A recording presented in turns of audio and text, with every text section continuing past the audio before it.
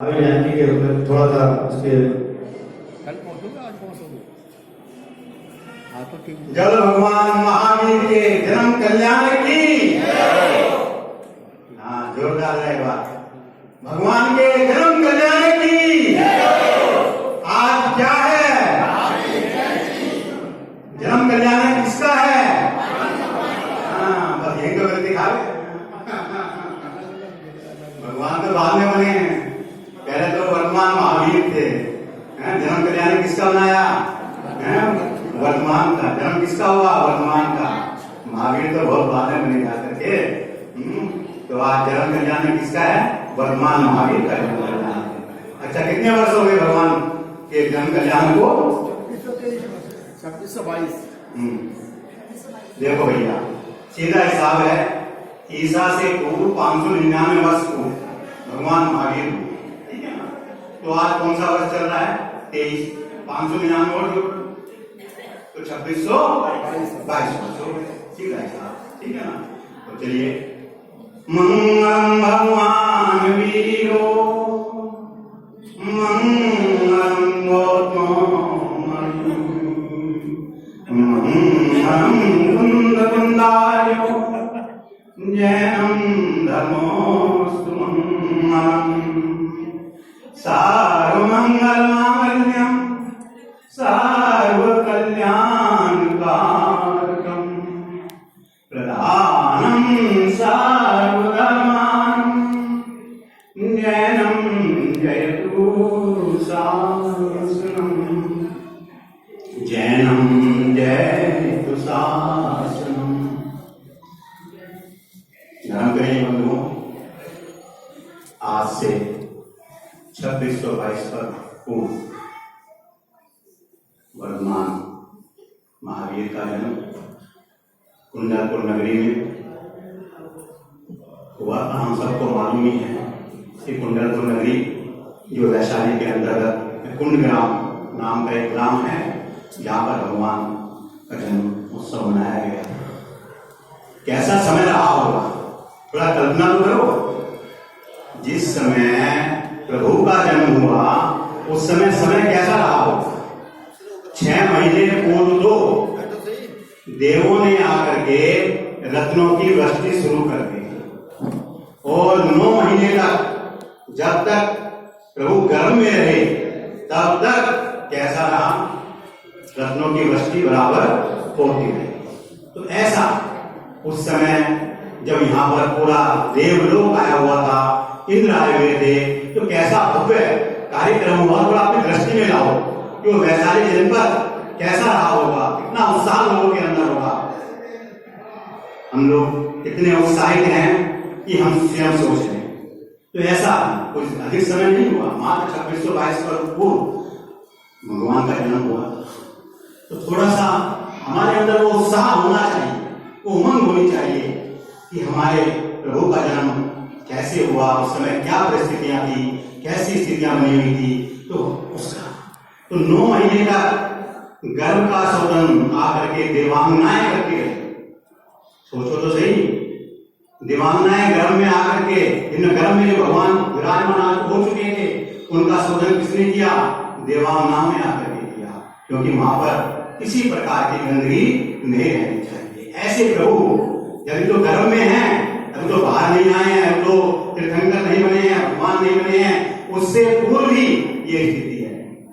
जब उस समय उन्होंने आकर के इतना अच्छा वहां पर वातावरण बनाया, और भगवान कैसे बैठते थे, गर्भ में कैसे बैठते थे, ये मैं आप लोगों को बता दूं। वो पद्मासन अवस्था में विराजते थे, पद्मासन अवस्था में गर्भ के अंदर विराजते थे। और जो सवाल जवाब होते थे, देवांगनाएं करती थी, तो उनका जवाब भी अंदर से स्वतः ही माता दशरथा को आ जाता था। तो ऐसा महिमा, ऐसी महिमा उस बालक जो गर्भ में है उसकी ऐसी महिमा थी। तो हम लोग थोड़ा सा उनका अपने अंदर लेकर के आए, प्रभु की महिमा को अपने अंदर लाए।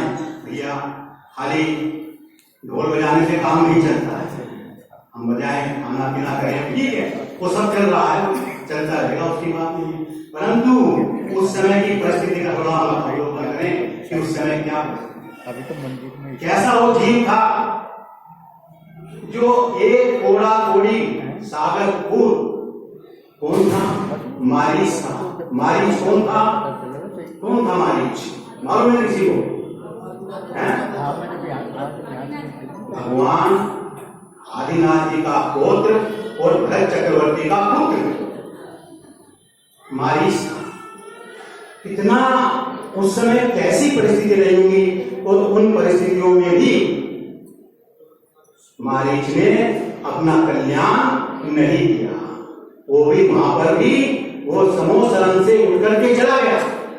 ओहो, कैसा पाप का उदय कि समोसरण में जहां साक्षात तीर्थंकर बैठे हुए हैं, दिव्य ध्वनि गिर रही है, और वहां से उठ करके चला गया और निकल करके अपना अलग धर्म चला।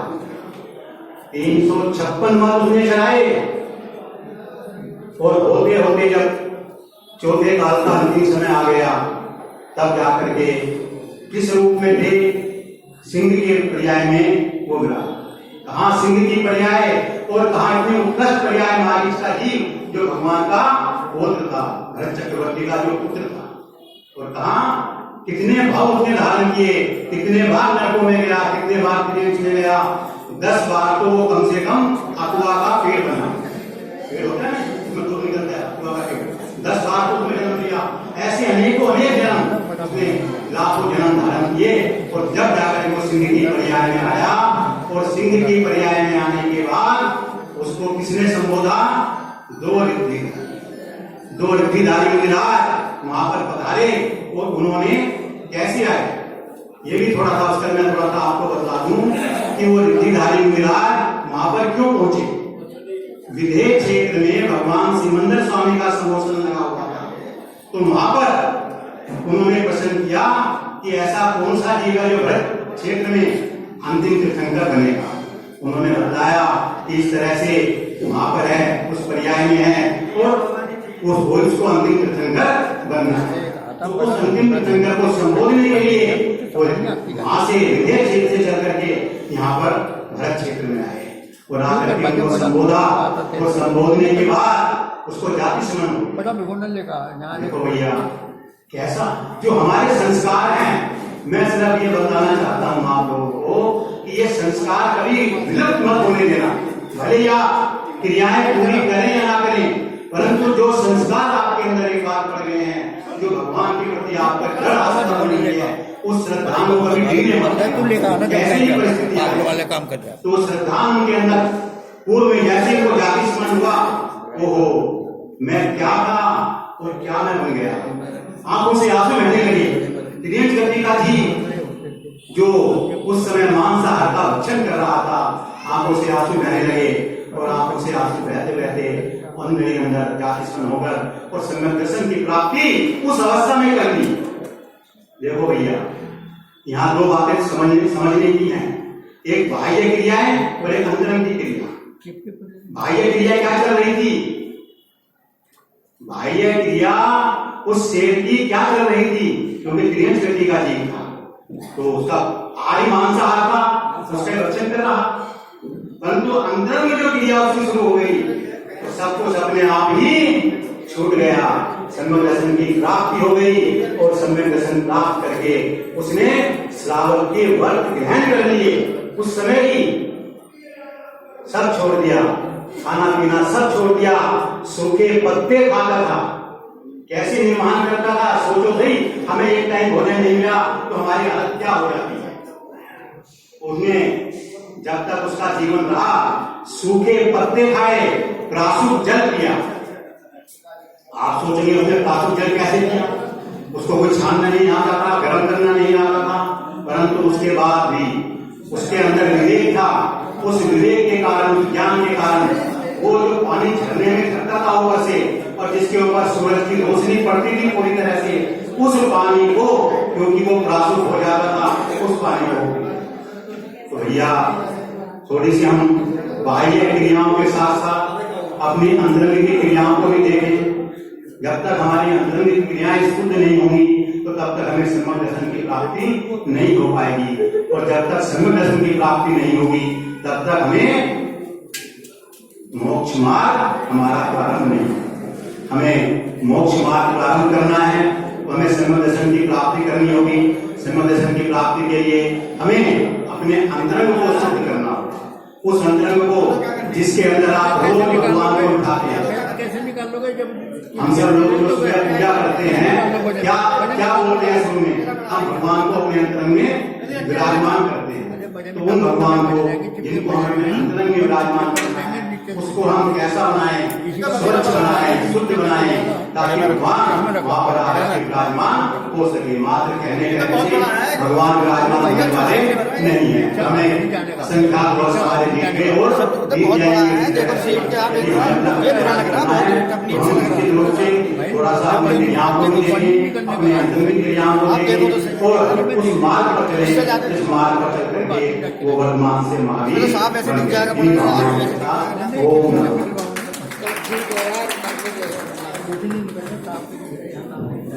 सभी धर्म प्रेमी बंधुओं